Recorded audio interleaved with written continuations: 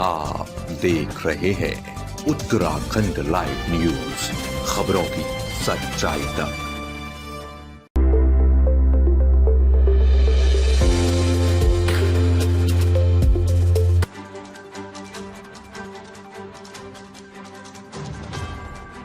महानिदेशक उत्तराखंड दीपम सेठ द्वारा उत्तराखंड राज्य में जघन्य अपराधों में लंबे समय से वांछित इनामी अपराधियों की गिरफ्तारी हेतु वरिष्ठ पुलिस अधीक्षक एसटीएफ नवनीत सिंह भुल्लर को विशेष रूप से निर्देशित किया गया। वरिष्ठ पुलिस अधीक्षक एसटीएफ नवनीत सिंह द्वारा पुलिस उपाधीक्षक एसटीएफ श्री आर.बी.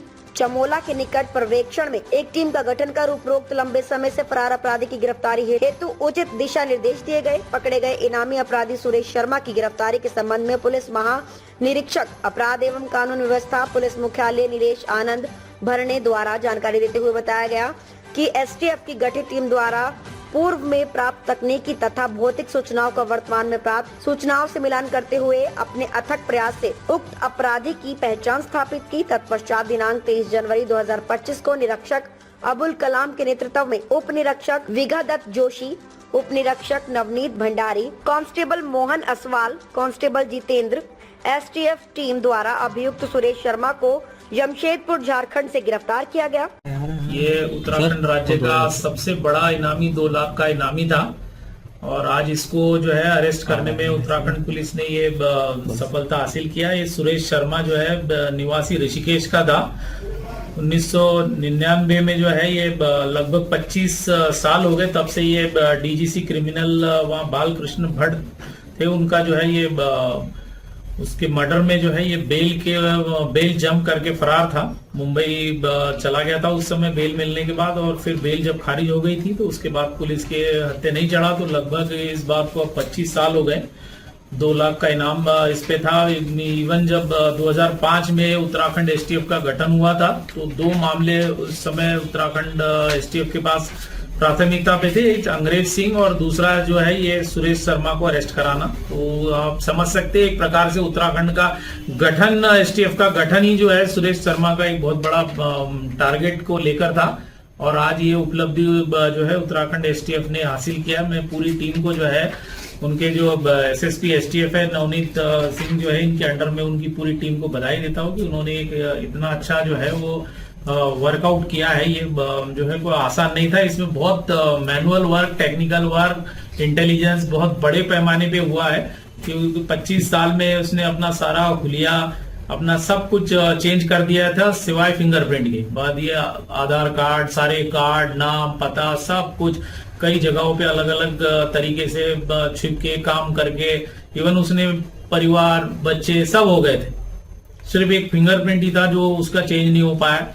तो उसके आधार पे जो उत्तराखंड एसटीएफ की एक कामयाबी जो है ये बहुत टॉप जो है राष्ट्रीय स्तर की कामयाबी जो है मैं इसको मानता हूँ।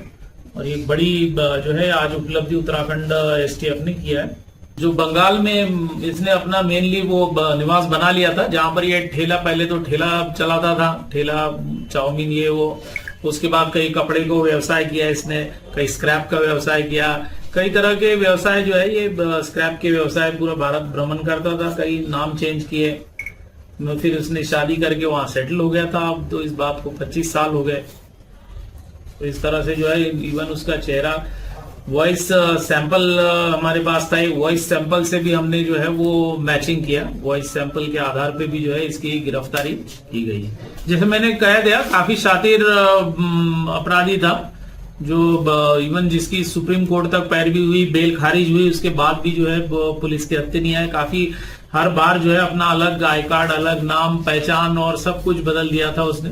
तो इस वजह से पुलिस को थोड़ा समय लगा उसको गिरफ्तार करने में। ये अभी थोड़ा पुलिस इसको डिस्क्लोज नहीं करेगी दस्तावेज कैसे पुलिस ने उसको क्या किया है। तो देखिए ये जमशेदपुर झारखंड से अरेस्ट हुआ है और वहाँ से ट्रांजिट रिमांड लेके इसको उत्तराखंड लाया गया है और यहाँ से अब जुडिशियल कस्टडी में जाएगा ये।